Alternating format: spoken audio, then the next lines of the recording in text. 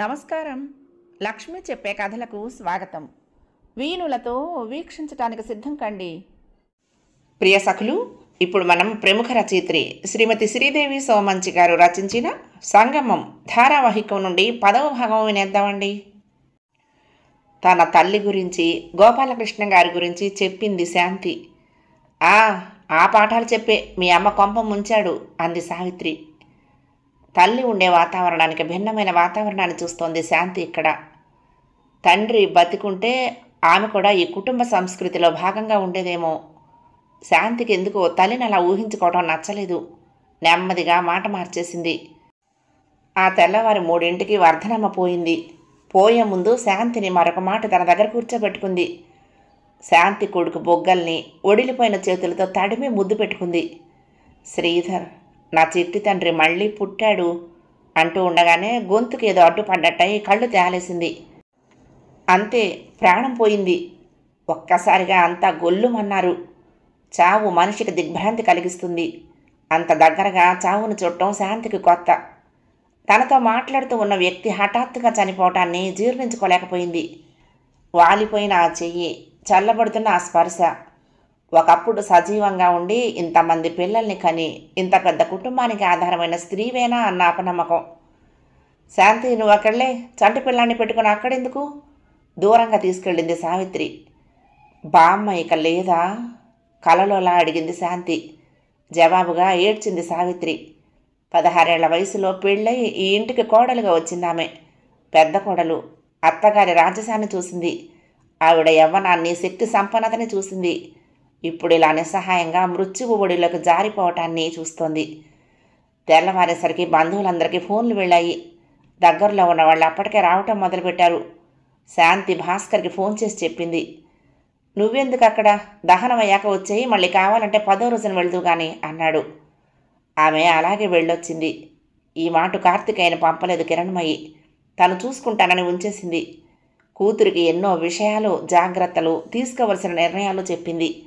కర్మంతా అయ్యింది. వయసు మీరు చనిపోయింది కాబట్టి పెద్దగా ఎవరూ బాధపడలేదు. ఒక వేడుకలా అట్టహాసంగా జరిపించారు. వచ్చిన వాళ్ళు తిరిగి వెళ్ళిపోతున్నారు. శాంతి కూడా ప్రయాణం అవుతూ ఉంటే సావిత్రి అంది, రేపు ఆశీర్వచనం అయ్యాక వెళ్ళు అని. వాడు గొడవ చేస్తుంటాడు, అమ్మకి లొంగడు అంది శాంతి. ఒక్కరోజుకే? ఎప్పుడూ వదిలిపెట్టి ఉండలేదు చెప్పింది. నిట్టూర్చింది సావిత్రి. తీసుకొచ్చిన కొత్తల్లో తల్లి కోసం శాంతి ఎంత బెంగ పెట్టుకుందో గుర్తుకొచ్చింది. ఇప్పుడు అదే బెంగ కొడుకు కోసం ఆమె కళ్ళల్లో కనిపిస్తోంది. అవతల గదిలో కమలాకర్తో మాట్లాడుతున్నారు ఆవిడ కొడుకులు. అది వెళ్తున్నట్టుంది, ఏదో ఒకటి సెటిల్ చేసుకుంటే బాగుంటుంది చిన్నాన్న, ఎప్పటికైనా మన పిల్లక తన చేతిలో ఉన్నట్టేగా అంటున్నారు. దేని గురించి అయితే శాంతిని అక్కడికి పంపడానికి కిరణ్మయి భయపడిందో అదే విషయం. నేను సెటిల్ చేస్తాను అంటూ శాంతి ఉన్న దగ్గరకు వచ్చాడు కమలాకర్. అతని వెనకాలే మగపిల్లలంతా వచ్చారు. వాళ్ల మధ్య జరుగుతున్న చర్చలు సావిత్రికి తెలుసు. అందుకే గొడవ పడొద్దన్నట్టుగా చూచాయిగా అందరినీ కళ్ళతో హెచ్చరించి ఏదో పనున్నట్టు అక్కడి నుంచి వెళ్ళిపోయింది. శాంతి, నీకు మీ ఆయనకి కలిపి ఎంత వస్తుందే నెలకి అడిగాడు కమలాకర్ ఉపోద్ఘాతంగా. అది ఇప్పుడు ఎందుకో అర్థం కాకపోయినా శాంతి జవాబిచ్చింది. అందరికీ ఎలా వస్తాయో మాకు అంతే పెదనాన్న అంది. ఉద్యోగాలు మనకి ఆధారం కానీ పెద్దలు వదిలి వెళ్ళిన ఆస్తులు కాదు. అంతా మనని ఆస్తిపరులు అంటారు, పెద్దింటి వాళ్ళు అంటారు. ఆ పేరు తెచ్చుకోవటం కోసం, తెచ్చుకున్న దాన్ని నిలబెట్టుకోవటం కోసం మా నాన్న అంతా తాగలేశాడు. శ్రీధర్ గారి చదువు ఆ రోజుల్లో మెడిసిన్ అంటే చాలా ఖర్చుతో కూడిన చదువు. ఉమ్మడిలో సాగింది. తర్వాత వాడి వైద్యం, చావు. అతను చెప్తూ ఉంటే శాంతికి చూచాయిగా అర్థమైంది అతను దేని గురించి మాట్లాడబోతున్నాడు. అప్పట్లో భూమికి పెద్దగా విలువ లేదు. డబ్బు కావాలంటే ఎకరాలకు ఎకరాలు అమ్ముకోవటమే. ఇప్పటికీ పల్లెటూర్లలో భూమికి విలువ లేదు. పంటలు పండవు. ఏడాదంతా కష్టపడి వ్యవసాయం చేస్తే లాభం మాట అటుంచి, పెట్టిన పెట్టుబడి తిరిగి వస్తే గొప్ప మాట. మా తాత వదిలిన 100 ఎకరాలు మా నాన్న చేతిలో నుంచి దాటి మా చేతికి వచ్చేసరికి 40 ఎకరాలైంది. మీ నాన్న చదువుకైంది పోను. మా అందరితో సమానంగా నీకు వాటా వేశామనుకున్నా. నీ పెళ్లికి 3 ఎకరాలు అమ్మాడు అన్నయ్య. ఆ డబ్బు నీ దగ్గరే ఉంది. ఇంతప్పటి నుంచి నువ్వు ఇక్కడే పెరిగావు. ఏ ఖర్చు లేకుండా ఇంత దాని అవ్వవు కదా అని ఇంకా ఏదో చెప్పబోతూ ఉంటే ఆపి, నా ఖర్చుతోనే నేను ఇంట్లో పెరిగానన్న ఒక్క మాట చాలు పెదనాన్న నాకు, అంది చిరునవ్వుతో. అందరి ముఖాలు మాడిపోయాయి. నాకు పెదనాన్నిచ్చింది చాలు, ఇంకా ఎందులోనూ భాగం అక్కర్లేదు. స్టాంపు పేపర్ తెచ్చిస్తే సంతకం చేస్తాను, అంది. కమలాకర్ స్టాంపు కాగితం మీద రాయించి తీసుకొచ్చి ఇచ్చాడు. ఆ ఊరి సర్పంచి మరికొందరి సమక్షంలో తనకి తండ్రి వాట ఆస్తి ముట్టిందని రాసిచ్చింది. అందరూ ఊపిరి పీల్చుకున్నారు. ఆమె తిరుగు ప్రయాణమైంది. గుండె బరువెక్కింది. ఎలాంటి మమకారాలు మిగిలిలేవు. ఆ ఇంటితో తనకు రుణం తీరిపోయింది. తన తండ్రి పుట్టి పెరిగిన ఇల్లు. ఆ ఇంటి వాసాల మీద మగపిల్లలు వాళ్ల పేర్లు శుద్ధ ముక్కలతో రాసుకున్నారు. అవి ఇంకా అలానే ఉన్నాయి. అందులో శ్రీధర్ పేరు ఉంది. తన తల్లి ఆ ఇంట్లో కొన్ని సంతోషపు రోజుల్ని గడిపింది. కొన్ని అందమైన కలలు కంది. ఆ కలలు కొలువున్న ఆమె కళ్ళ వైభవాన్ని ఆ ఇంటి గోడలు చూస్తుంటాయి. తన తల్లి కుమిలి కుమిలి ఏడ్చి ఉంటుంది. ఆ దుఃఖం 4 గోడల మధ్య నిక్షిప్తమై ఉంటుంది. రేపెప్పుడో కమలాకర్ పెదనాన్న ఇంటిని కూలగొట్టించి మళ్ళీ కట్టిస్తాడు. అప్పుడు ఈ జ్ఞాపకాలు మిగలవు. తన బాల్యం అంతా ఇక్కడే గడిచింది. తను ఆడింది, పాడింది. తనున్నంత వరకు జ్ఞాపకాలు తన గుండెల్లో కదులుతూనే ఉంటాయి. ఒక సన్నివేశం గుర్తొచ్చింది. ఎండాకాలం సెలవుల్లో అత్తయ్యలు వాళ్ళ పిల్లలు అంతా వచ్చేవారు. ఆడపిల్లలంతా కూర్చుని చింతపిక్కలు, గచ్చకాయలు, తొక్కుడు బిళ్ళ లాంటి ఆటలన్నీ ఆడేవారు. పొద్దుటి నుండి సాయంత్రం వరకు అదే పని. సాయంత్రం కాగానే అత్తలు, పెద్దమ్మలు ఎవరి పిల్లల్ని వాళ్ళు పిలుచుకునేవారు. స్నానం చేయించి తినటానికి ఏమన్నా పెట్టి, జడలేసి తల నిండా మల్లెపూలు పెట్టి, రోజంతా ఆటలేనా, కాసేపు చదువుకోవాలి, లేకపోతే వచ్చిందంతా మర్చిపోతారు అని కూర్చోబెట్టి చదివించేవారు. తను మాత్రం ఒక్కర్తి రాత్రైనా అలాగే ఆడుకుంటూ కూర్చుని ఆఖరికి అక్కడే నిద్రపోయేది. ఎవరైనా లేపి అన్నం తినమంటే తినేది, లేకపోతే లేదు. ఆ రోజులు గుర్తు రాగానే వికలమైంది శాంతి మనసు. కళ్ళల్లో నీళ్లు తిరిగాయి. గుండె చిక్కబట్టినట్లు అయింది. తను ఈ ఇంటికి పారాయిది. తనని ఎవరూ ప్రేమగా చూడరు. తనని చూడగానే తల్లి చేసిన పనికి జవాబు చెప్పాల్సిన బాధ్యత నెత్తి మీద పెట్టాలనిపిస్తుంది. తన తండ్రి వాటాగా రావలసిన ఆస్తికి చెల్లు చెప్పి అన్ని మమకారాలను తుంచేయాలనిపిస్తుంది. ఇంటికి రాగానే తల్లి ఒడిలో పడి ఏడ్చేసింది. ఆమెను చూసి తల్లడిల్లిపోయింది కిరణ్మయి. వద్దంటుంటే వినకుండా వెళ్ళావు, ఇప్పుడు ఇలా బాధపడుతున్నావు. వాళ్ళకు నువ్వు ఏమవుతావని? ఎప్పుడో చచ్చిపోయిన తమ్ముడికి కూతురివి. బామ్మ కూడా పోయింది. బంధం పలుచబడలేదు. నీ వైపు నిలబడి మాట్లాడటానికి నేను కూడా లేను. పోతే పోనీవే, అంతా వాళ్ళనే కట్టుకుని ఊరేగనివ్వు. అక్కడో గదో చారుడు భూమో వాళ్ళు ఇస్తే మాత్రం ఏం చేసుకుంటావు? దానికోసం వెళ్ళి వాళ్లతో గొడవ పడుతూ ఉంటావా? పడ్డ మాటలు, అనుభవించిన హింస చాలవా? అయినా ఇక్కడ నీకేం తక్కువ అని కోప్పడింది. కాదమ్మా, అన్నేళ్ళు నేను ఆ ఇంట్లో పెరిగాను. నేనెప్పుడు నోరు తెరిచి మా నాన్న డబ్బు ఏదని అడగలేదు. వాళ్ళంతటి వాళ్ళు ఎందుకు లెక్క చెప్పాలి? అది కూడా దొంగ లెక్కలు ఎందుకు చెప్పాలి? ఒక్కళ్ళకు కూడా అనిపించలేదా అమ్మా, నేను ఆ ఇంట్లోని మనిషినే అని, వాళ్ళ పిల్లల్లాంటి దాన్నే అని? వాళ్ళెవ్వరికీ అవసరం లేని లెక్కలు నాకెందుకు చెప్పాలమ్మా? రోషంగా అంది. అవి బయటకు వినిపించే మాటలు మాత్రమే. దాన్ని మించి అవ్యక్తంగా ఒక దిగులుంది. అది ఆమెను తినేస్తోంది. తను ఈ కుటుంబానికి చెందదు. ఆ కుటుంబం తనతో ఉన్న నామమాత్రపు అనుబంధాన్ని కూడా తుంచేసింది. ఇంకా తన ఉనికి ఎక్కడా? తన మూలాలెక్కడా? గాల్లో వేళ్లాడుతున్న మనిషి తను. ఎడతెగని ఆలోచనలతో సతమతమైపోతోంది. ఎంతో బలమైన పునాదుల మీద ఏర్పడిన కుటుంబాలకు కూడా ఒక్కొక్కసారి ఎండపొడ సోకిన మంచు బిందువుల్లా కరిగి గాల్లో కలిసి అదృశ్యమైపోతాయి. వాటి ఉనికి ఆనవాళ్ళకు కూడా ఉండదు. ఆ కుటుంబాలకు చెందిన వ్యక్తుల జ్ఞాపకాల్లో ఏ అట్టడుక్కో జారిపోయి అప్రధానంగా ఉండిపోతాయి. ఒక్కోసారి అలాంటి కుటుంబాలలో శాంతి లాంటి పిల్లలుంటారు.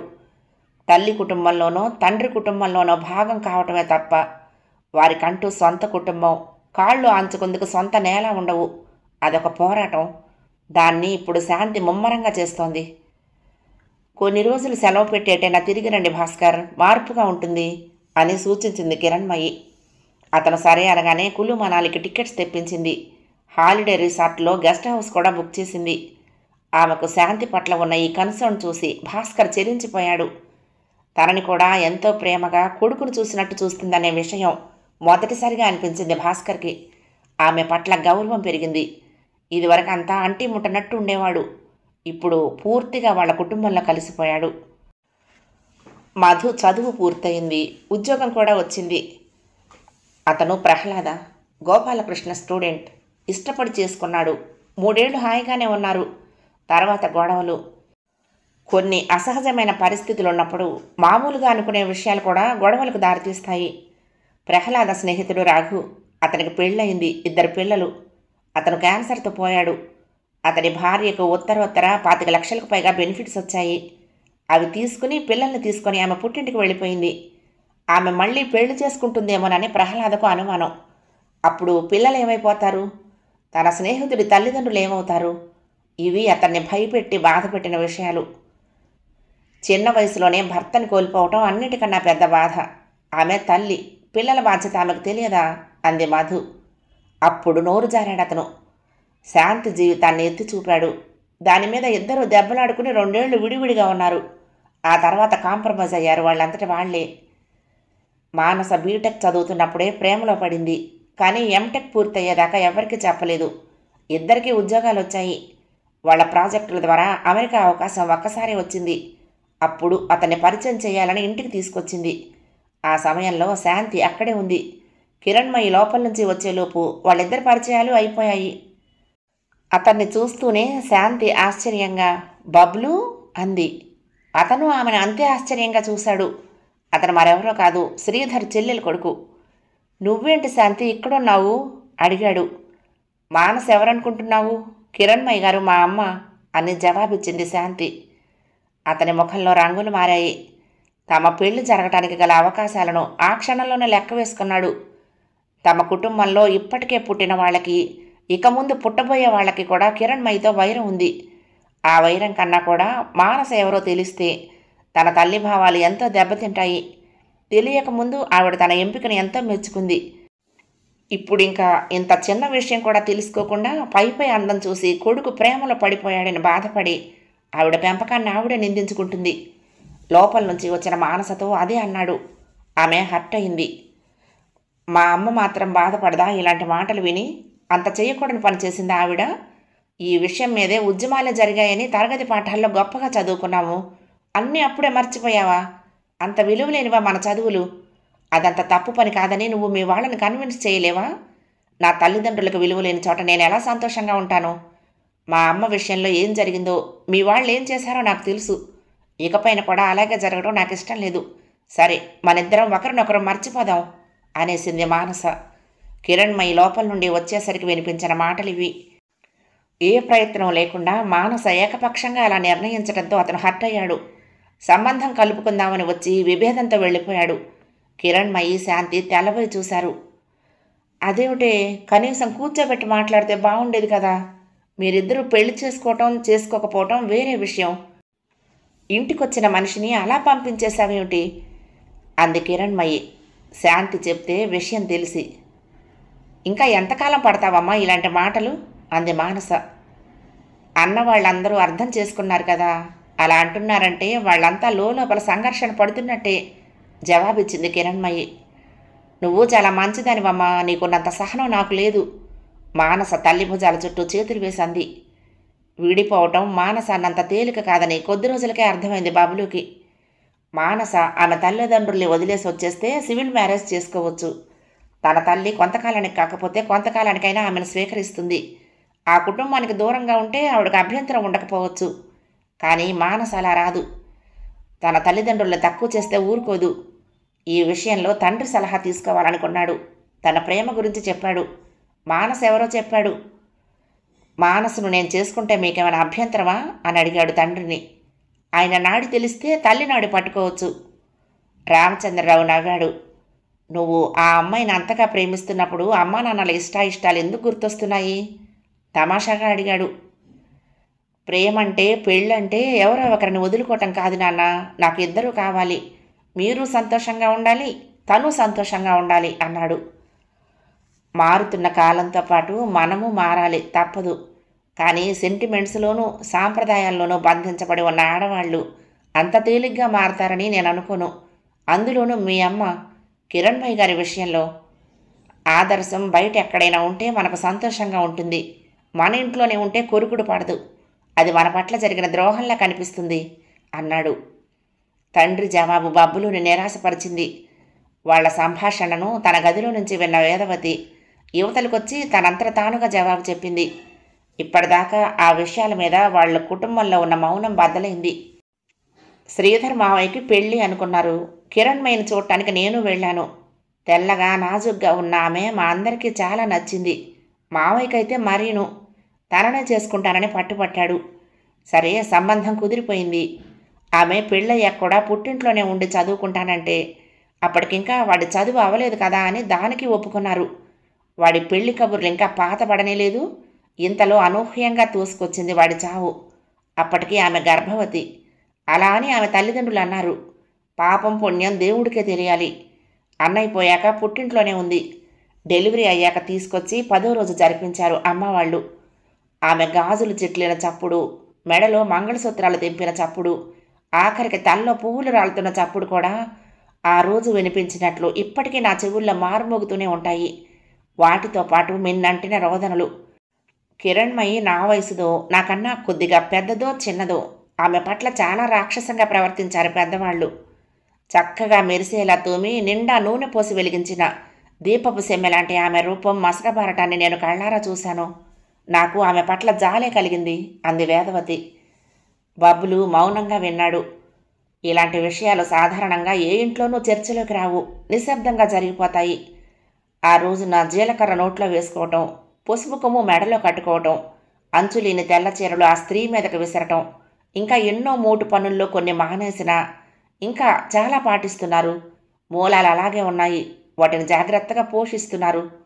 ఎందుకు ఇలా చేయటం అనే ప్రశ్నకు ఎవ్వరూ జవాబు చెప్పలేరు. ఎవరైనా చెప్పినా వాళ్ళ భర్త క్షేమం కోసం అంటారు.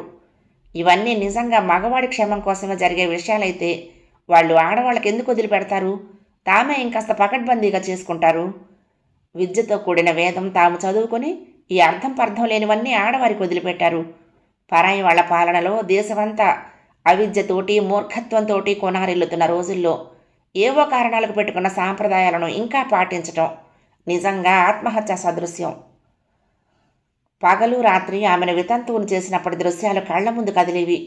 ఎందుకు ఆమెను సాంప్రదాయం పేరిట అంత క్రూరంగా శిక్షించటం? ఆడవాళ్ల పట్ల సమాజానికి ఎందుకు ఈ వివక్షత? ఎందుకింత కాఠిన్యం? నాలో తీవ్రమైన సంఘర్షణ. నా ప్రశ్నలకు ఎవరు జవాబు చెప్తారు?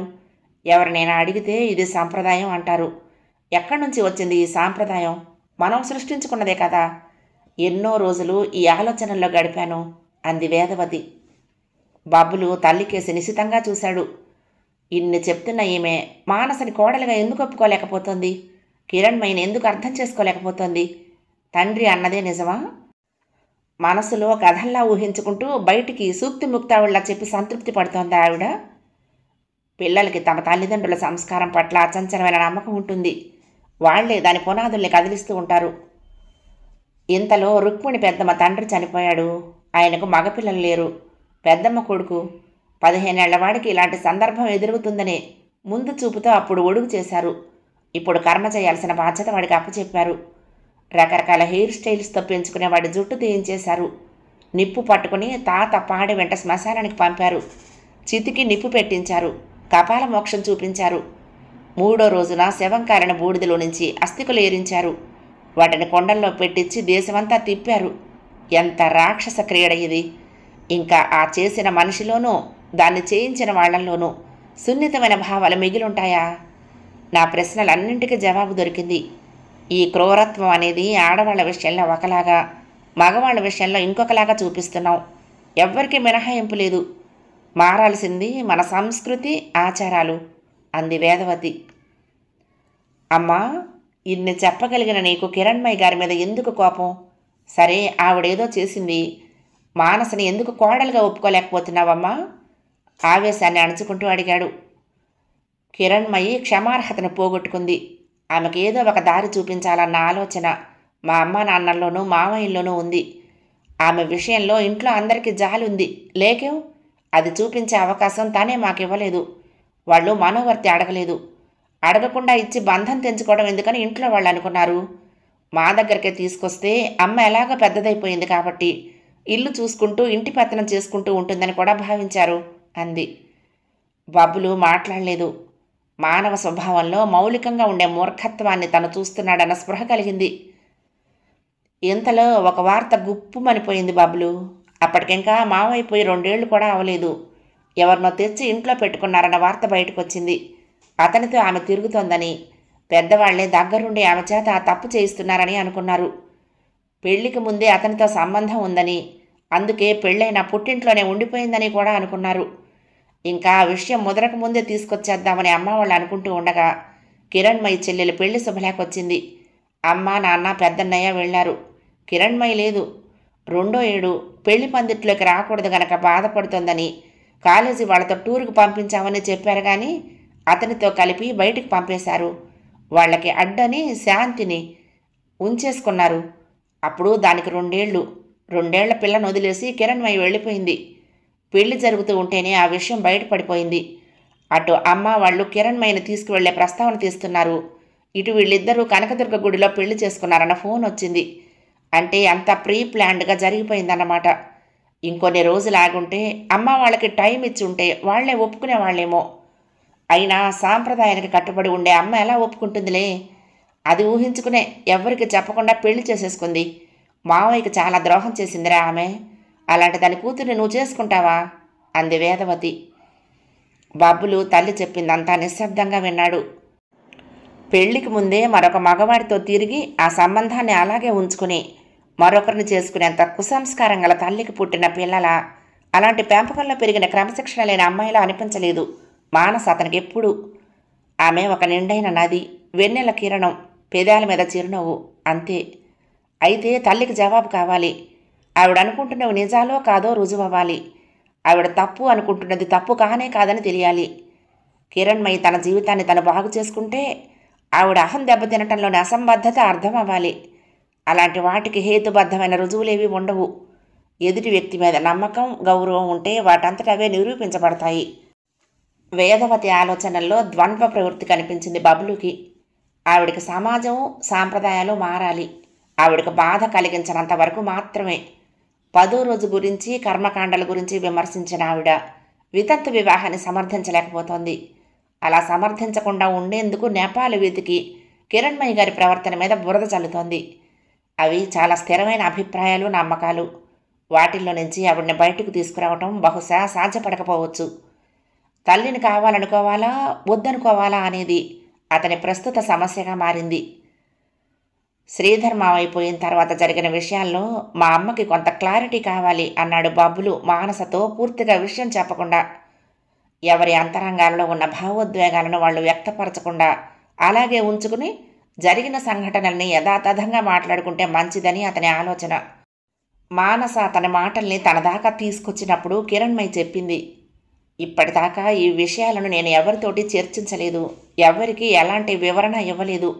నా అంతఃసాక్షికి అనుగుణంగా మసులుకున్నాను. వేదవతితో మాట్లాడటానికి నాకు ఎలాంటి అభ్యంతరమూ లేదు అంది. అమ్మా, నువ్వెవరికి సంజాయిషి ఇవ్వాల్సిన అవసరం లేదు.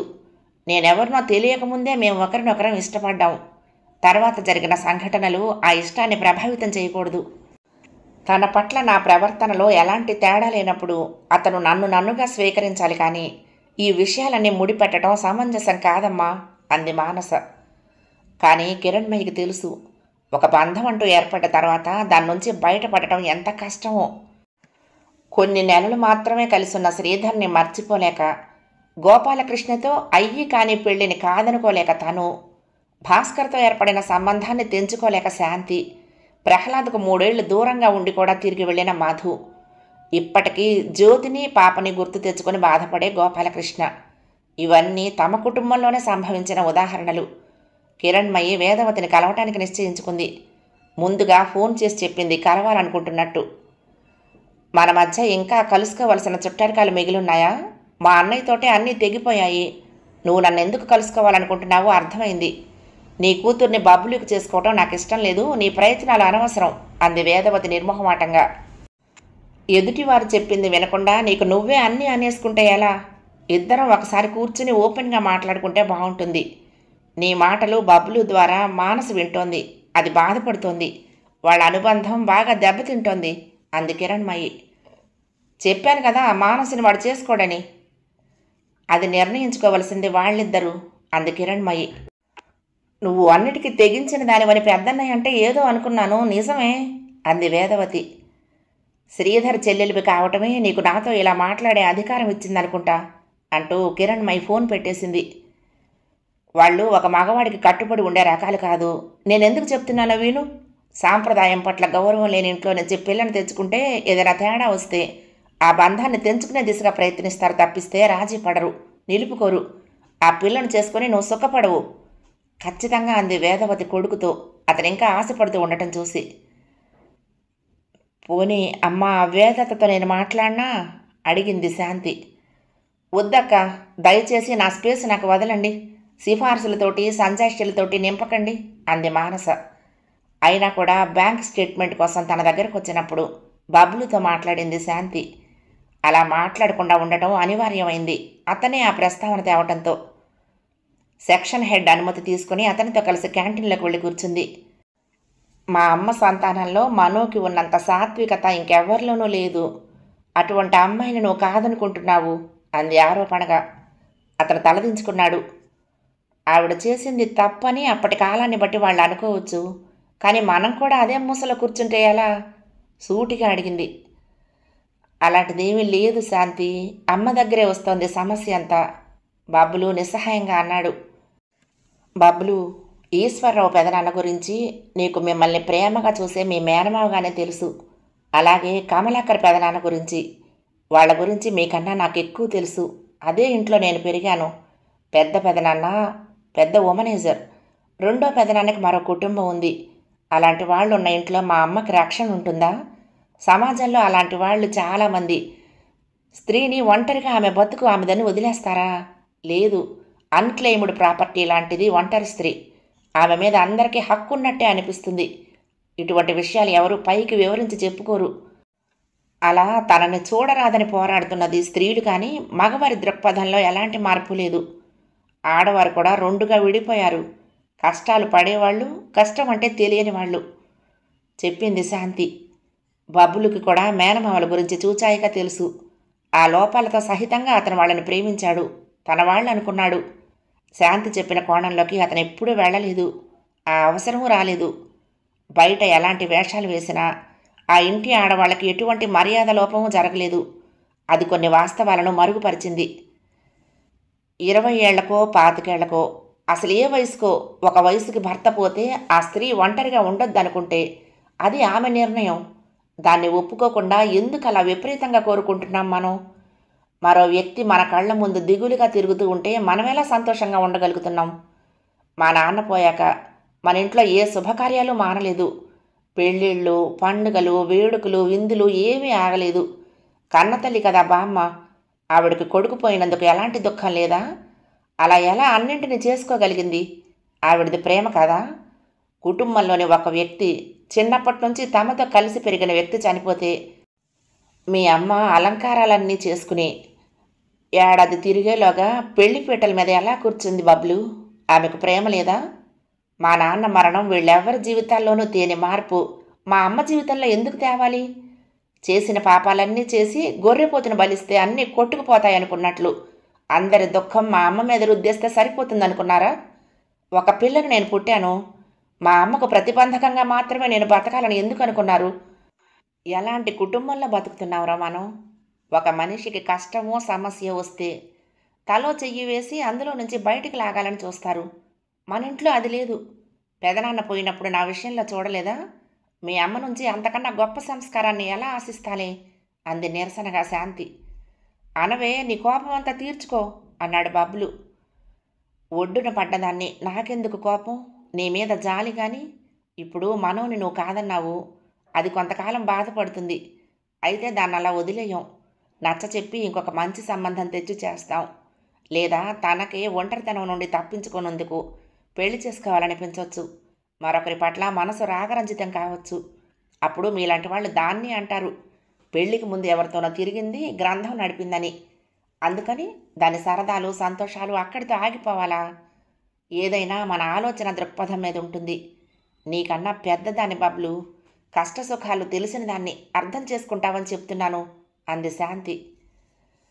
సమస్య మా ఇద్దరి మధ్యన కాదుంది అన్నాడు.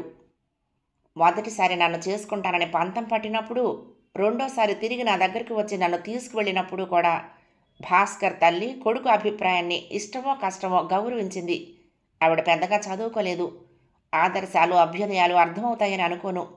మరి వేదత్త చదువుకుంది. తను ఇలా ప్రవర్తించడం నాకు ఆశ్చర్యంగా ఉంది చెప్పింది శాంతి. భాస్కర్ గారి తల్లికి ఈ విషయంలో ఉన్నది సాంప్రదాయక వైరం, మా అమ్మది వ్యక్తిగత వైరం అన్నాడు బబ్బులు. అదే ఎందుకు? మా అమ్మ మీ అందరికీ చేసిన ద్రోహం ఏమిటి? పోరా, అవకతవక మనుషులు మీరంతా. నిన్ను చేసుకోకపోవటమే మనోకి మంచిది అంది విసుగ్గా. అతను వెళ్ళిపోయాడు. శాంతి ఈ సంఘటన మానసకు చెప్పింది. ఎలా భరించావక్క ఇలాంటి మనుషుల్ని ఇన్నేళ్ల పాటు? బాధతో మానస కళ్ళు తడయ్యాయి. బబ్బులు ఎవరో తెలిసిన ఉత్తర క్షణమే నేను అతన్ని వద్దనుకున్నానక్క. అతనితో పెళ్ళంటే అతను ఒక్కడి దగ్గర ఆగదు. అతని తల్లిదండ్రులు, ముఖ్యంగా తల్లి, ఆవిడ బంధువులు, వీళ్ళందరి మధ్య అమ్మ దోషిలా నిలబడాలి. మా పెళ్ళి జరిగినా జరగకపోయినా అమ్మను రీచ్ అవటానికి వాళ్ళకి దారి దొరుకుతుంది. అది అవసరమా? కాదు. అందుకే నేను వద్దనుకున్నాను. అతను దాన్ని జీర్ణించుకోలేకపోతున్నాడు. వదిలేసేయక్క అంది. శాంతి మానసను దగ్గరికి తీసుకుని ప్రేమగా ముద్దు పెట్టుకుంది. రామచంద్రరావు గారితో నేను మాట్లాడాను. నాకు తెలుసు అతను కొడుకిష్టానికే అంతా వదిలేశాడు. అతని భార్యకే అభ్యంతరాలు అన్నాడు గోపాలకృష్ణ. నాన్న, దయచేసి ఈ విషయాన్ని ఇంతటితో వదిలిపెట్టండి. నేను కావాలో వద్దో తేల్చుకోవలసింది బబ్బులు. తన తల్లిని ఒప్పించి చేసుకోబోయే అమ్మాయి తల్లిదండ్రుల్ని గౌరవించేలా సంస్కరించుకోవటం అతని బాధ్యత నాన్న. మేము పుట్టని క్రితం ఏవేవో జరిగాయి. వాటికి బాధ్యత మాది కాదు. అయినా కూడా శాంతికి, కరుణ పిన్నికి శిక్షలు పడ్డాయి. ఇంకా ఏం కావాలి వాళ్ళకి అంది మానస. ఆమె ఒంటరిగానే స్టేట్స్ వెళ్ళిపోయింది. బబ్బులు కూడా వెళ్ళాడు. కలిసి వెళ్లాలని కలలు కన్న ఆ ఇద్దరూ వాళ్ల కలల్ని కరిగించుకొని విడివిడిగా వెళ్లారు. కిరణ్మయి బాధపడింది. గోపాలకృష్ణ పైకి తేనలేదు. ఆ ఇద్దరూ మళ్ళీ కలుసుకోలేదు. 10వ భాగం సమాప్తం. 11వ భాగంలో ఈ ధారావాహిక ముగింపును వినేద్దామండి. ప్రియ సఖులు, ఈ కథ మీకు నచ్చితే తప్పకుండా లైక్ చేయండి, షేర్ చేయండి, కామెంట్ చేయండి, సబ్స్క్రైబ్ చేసుకుని నన్ను ఎంకరేజ్ చేయండి. ఉంటానండి. ప్రేమతో లక్ష్మి, కృష్ణాతీరం దుర్గమ్మ సన్నిధానం. నమస్తే.